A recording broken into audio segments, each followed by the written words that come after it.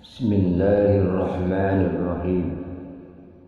Permasalahan kedua, roh mayit dapat bertemu, saling berkunjung dan mengingatkan. Apakah roh orang yang sudah mati bisa bertemu, berkunjung dan mengingatkan? Permasalahan ini juga merupakan permasalahan besar. Adapun jawabannya adalah bahwa roh terbagi dua kelompok, roh yang mendapatkan azab dan roh yang mendapatkan nikmat.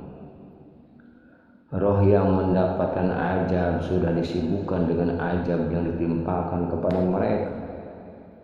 Tidak ada lagi kesempatan untuk saling berkunjung dan bertemu. Sedangkan roh yang mendapatkan nikmat dapat bebas berkeliaran dan tidak tertahan atau terkurung. Mereka saling bertemu dan mengunjungi, saling mengingat-ingat kejadian-kejadian di dunia dan apa yang terjadi pada penduduk dunia. Maka setiap roh akan bersama temannya masing-masing sesuai tingkat amalannya. Adapun roh Nabi Muhammad SAW berada pada tempat paling atas dari Illiyin. Allah Subhanahu wa taala berfirman, "Wa may yuti'illaha war rasula fa ulaika ma'al ladzina an'ama Allahu 'alaihim minan nabiyyin was-siddiqin wasyuhada'i was-sholihin wa hasuna ulaika rafiqa." Dan barang siapa yang menaati Allah dan Rasul-Nya, mereka itu akan bersama-sama dengan orang-orang yang dianugerahi nikmat oleh Allah, yaitu nabi-nabi, para siddiqin, orang-orang yang mati syahid, dan orang-orang soleh. Dan mereka itulah teman yang sebaik-baiknya.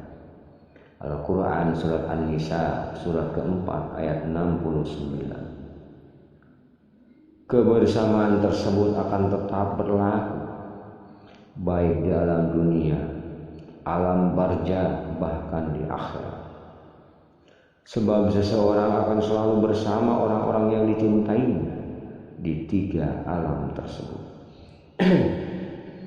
Jarir meriwayatkan dari Mansur dari Abi Ad-Dahi dari Masruq bahwa ia berkata, para sahabat Nabi Muhammad SAW berkata, "Kami tidak layak meninggalkanmu di dunia wahai Rasulullah, tetapi apabila engkau sudah wafat, maka engkau akan diangkat kedudukanmu di atas kami dan kami tidak akan melihatmu lagi."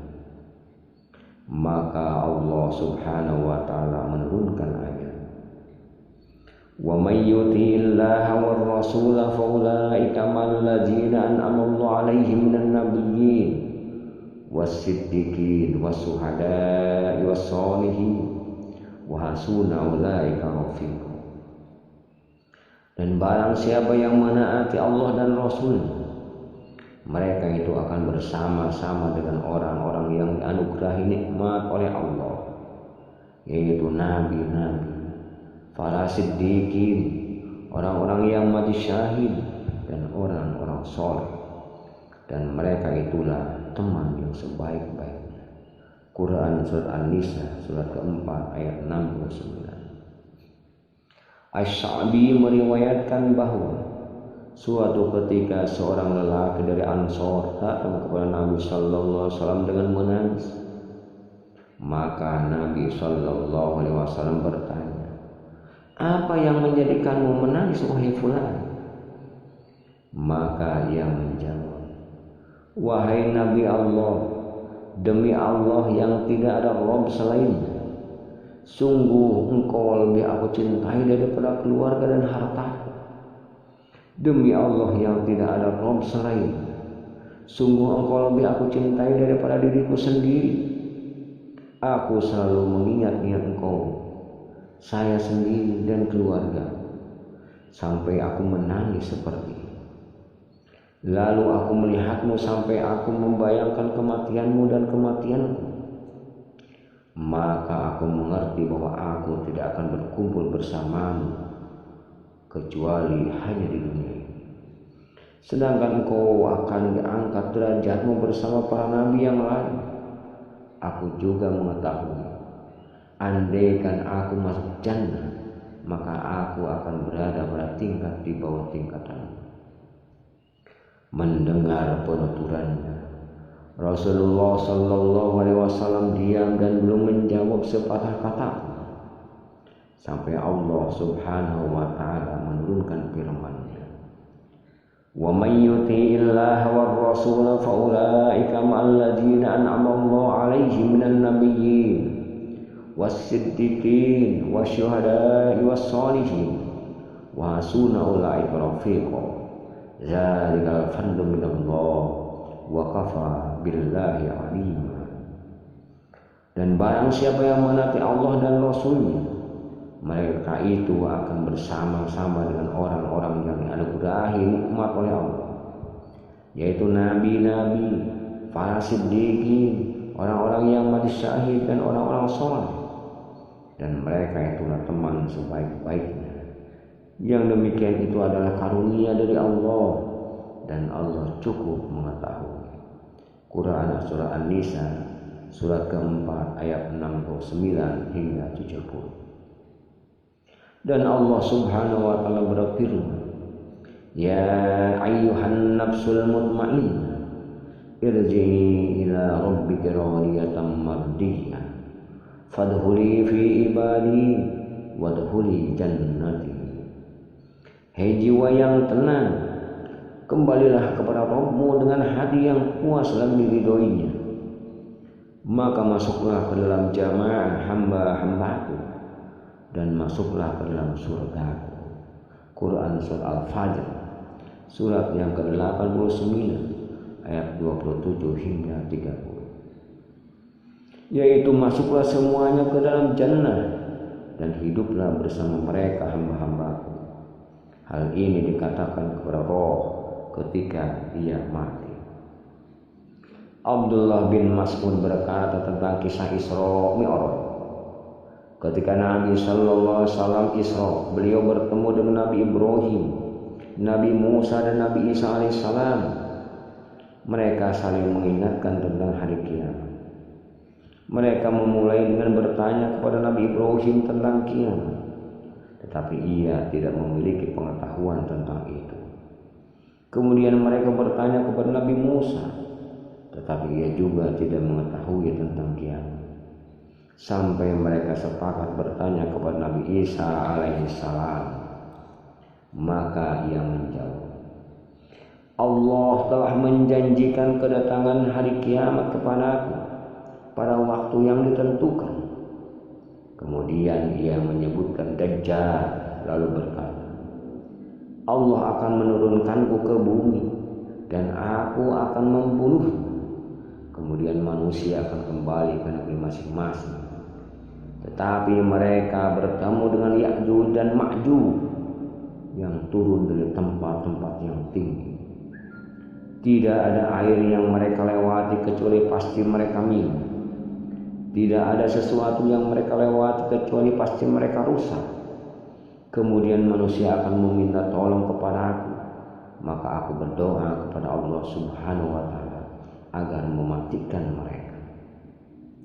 Tetapi mereka datang mengeluhkan lagi karena bumi yang berbau busuk, karena bangkai Ya'juj dan Ma'juj.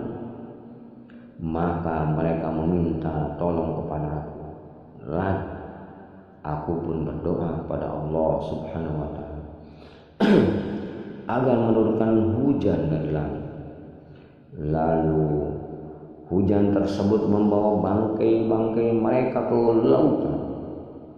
Lalu gunung-gunung akan meledak dan bumi akan dihamparkan sebagaimana kulit yang dihamparkan.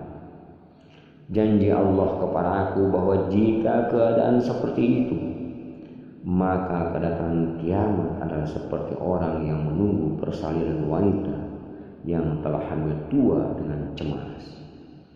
Keluarganya menunggu kapan wanita itu melahirkan. apakah siang atau malam. Hadis ini diriwayatkan oleh Al-Hakim, Al-Baihaqi dan selainnya. Hadis ini sebagai bukti bahwa roh bisa bertemu dan berdiskusi tentang masalah keilmuan. Allah Subhanahu wa Ta'ala juga memberitahukan bahwa para syuhada, orang-orang yang mati syahid, hidup di sisinya dengan mendapat rezeki. Hati mereka girang dengan orang-orang yang belum menyusul mereka. Mereka juga bersuka cita dengan kenikmatan dan kemuliaan yang diberikan Allah Subhanahu wa Ta'ala kepada mereka. Hal ini menunjukkan bahwa mereka atau roh bisa bertemu. Hal ini ditinjau dari beberapa segi. Pertama, mereka hidup di sisi roh dengan mendapatkan rezeki karenanya. Jika disebutkan bahwa mereka hidup, maka mereka dapat saling bertemu. Kedua, mereka sangat bergembira dengan kedatangan saudara-saudara mereka dan pertemuan mereka. Ketiga, 8 yastabshirun secara bahasa memiliki makna yaitu saling. Artinya mereka saling memberi berita gembira, sebagaimana dengan kata yatabashsharu. Orang-orang yang telah bermimpi seperti itu sepakat bahwa roh orang mati bisa bertemu. Di antaranya adalah riwayat yang disampaikan oleh Syahid bin Bashir bahwa ia berkata, saya melihat Atha As-Salmi dalam mimpi setelah ia meninggal dunia. Lalu saya bertanya, semoga Allah Subhanahu wa Ta'ala merahmati. Dahulu ketika di dunia saya selalu sedih. Ia melanjutkan, tetapi demi Allah sekarang hal itu diganti dengan kegembiraan dan kesenangan yang tidak terputus. Saya bertanya lagi padanya, pada derajat berapa kamu berada? Ia menjawab, saya bersama orang-orang yang diberi kenikmatan Allah dari para nabi, siddiqin, syuhada dan orang-orang saleh. Abdullah bin Mubarak berkata, saya melihat Sufyan Ats-Tsauri dalam mimpi, maka saya bertanya kepadanya, apa yang Allah lakukan padamu? Ia menjawab, saya bertemu Muhammad dan bala tentaranya. Syakir bin Rashid berkata, saya melihat Abdullah bin Mubarak dalam mimpi setelah kematiannya.